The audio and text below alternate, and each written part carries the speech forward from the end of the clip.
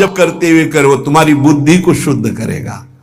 एक एक कवल भोजन पा रहे हो, राधा राधा राधा, वो आध्यात्मिक बल प्रकट करेगा, विचार पवित्र करेगा, आचरण शुद्ध करेगा। नाम लेकर के बैठिए, नाम लेकर के चलिए, नाम लेकर के सोइए, जब लग श्वास है तब तक नाम जप करो। देखो, हरि नाम जैसा, भगवान नाम जैसा कोई मित्र नहीं है, ऐसा बड़े बड़े संतों ने अनुभव किया है। क्यों नाम जप नहीं हो पा रहा? कामी मति विष्ठल सदा चले चाल विपरीत, सील नहीं सहजो कहे नैनन माही अनीति। गंदे नेत्र, जिधर देखे वो पापाचरण की वृत्ति देखता रहता है। वाणी गंदी, दूसरे की निंदा चुगली पाप करना। मति गंदी, काम बहुत ही गंदा मलिन स्वभाव बन गया है। जिधर देखो, मंदिर जाओ, संत के समीप जाओ, बहुत सावधान।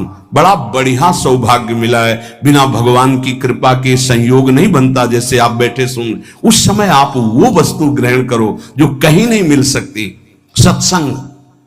उस समय भी आपकी दृष्टि मलिन जा रही।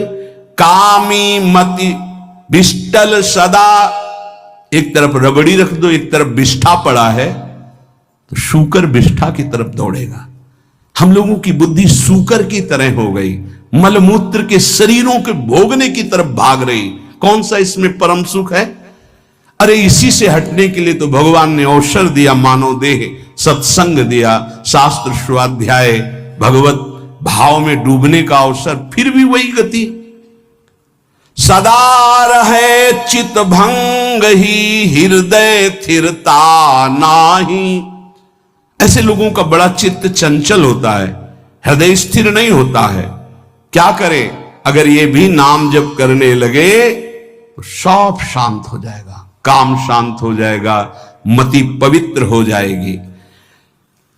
अगर हमारे हृदय में काम बसा रहा तो नाम नहीं चल पाएगा, नाम रुक जाएगा।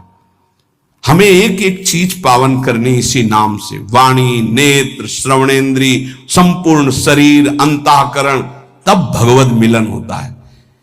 इसी शरीर को भगवान हृदय से लगाते, ध्यान रखना। जब भगवान प्रकट होते हैं तो ऐसा नहीं है कि वो भाव में केवल प्रकट होते हैं। जैसे हम आप देख रहे हैं, हम आप मिल रहे हैं, ऐसे भगवान अपने भक्तों को हृदय से लगाते हैं। वो यही हैं, हर समय पास हैं। जिस समय हमारी इंद्रियां पवित्र हो गई, शरीर पवित्र हो गया, हृदय पवित्र हो गया, तो भगवान करुणा करके प्रकाशित हो जाते, माया का पर्दा हटा देते हैं। पूज्य नारायण स्वामी बड़े सिद्ध महापुरुष हुए। वो कह रहे हैं कि नाम कैसे आपका निरंतर चलेगा, इसके लिए जिस वाणी से नाम जप कर रहे हो, यदि झूठ बोलोगे, अरे आश्चर्य होता है, झूठ बोल करके तुम सोच रहे हो हम संभाल लेंगे।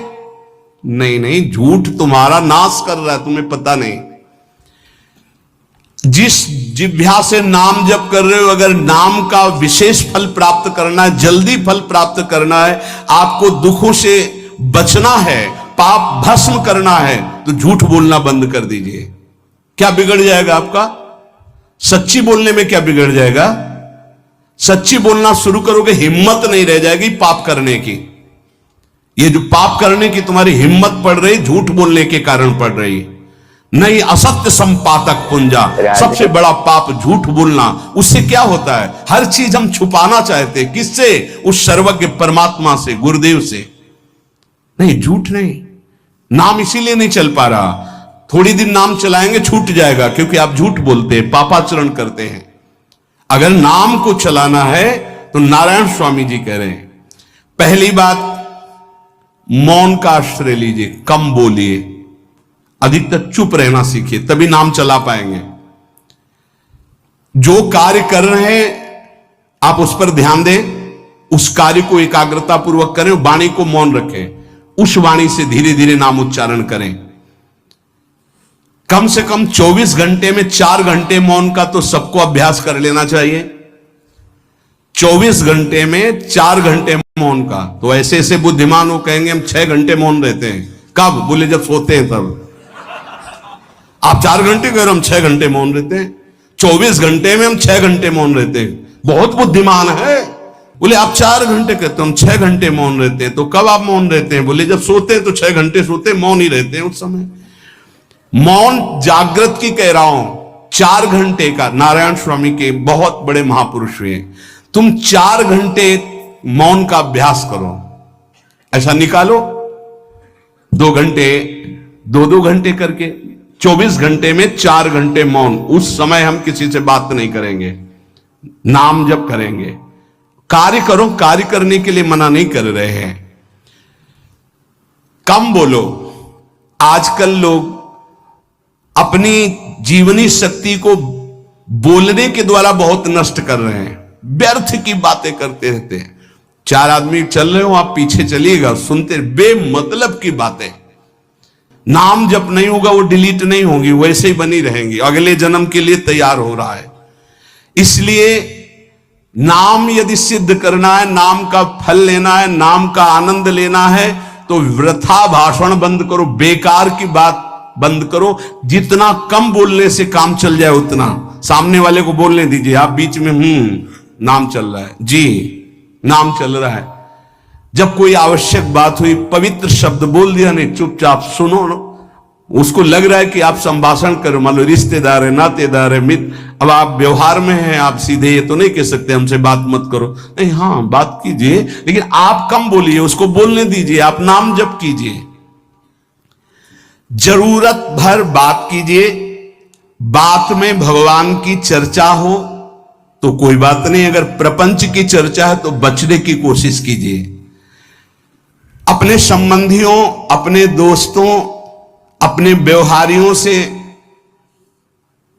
व्यवहार, दोस्ती, संबंध शिथिल कीजिए, तभी नाम में प्रीति होगी। अगर ये कि अब हमारे दोस्त आ गए हैं तो फिर वो दोस्त छूट जाएगा नाम। अब बातें शुरू हो गई प्रपंच की। धन्य है ऐसी बुद्धि जो प्रियजनों से भी संभाषण केवल भगवत वाक्यों का, अन्यथा नहीं। इसीलिए इस मार्ग को वर्ण करना बहुत कठिन है। एक ऐसा तुम्हारा निवास स्थान होना चाहिए अलग, जिसमें अपने रिश्तेदार, नातेदार, व्यवहारियों का प्रवेश ना हो। आपकी शैया अलग होनी चाहिए। अगर नाम जापक नाम सिद्ध करना चाहता है, नाम का फल लेना चाहता है, नाम निरंतर चलाना चाहता है, तो जिस आसन पर आप बैठते हैं उसी में प्रपंची, विषयी, सांसारिक वृत्ति वाले बैठेंगे तो भजन की वृत्ति नहीं बन पाएगी। एक ऐसा, वैसे होते हैं घरों में बैठने वालों का अलग, लेकिन साधन कक्ष अलग होना चाहिए अपना। किसी का यदि प्रवेश ना हो तो आप देखेंगे कि आपके साधन के परमाणु आपको वहां बैठते ही तत्काल विक्षेप रहित करके भजन में लगा देंगे। अगर घर में ऐसा कुछ ना हो तो एक आसन अपना अकेला रखिए, जिस पर आप शयन करें वो आसन केवल आपका ही होना चाहिए। अगर वो सार्वजनिक बैठने के लिए ही है, ऐसी व्यवस्था नहीं, तो आसन समेट कर अपना अलग रख दीजिए और दूसरे आसनों पर बैठा लिए। फिर वो आसन हटाकर जब आप शयन करें तो आपका आसन होना चाहिए। इसका बहुत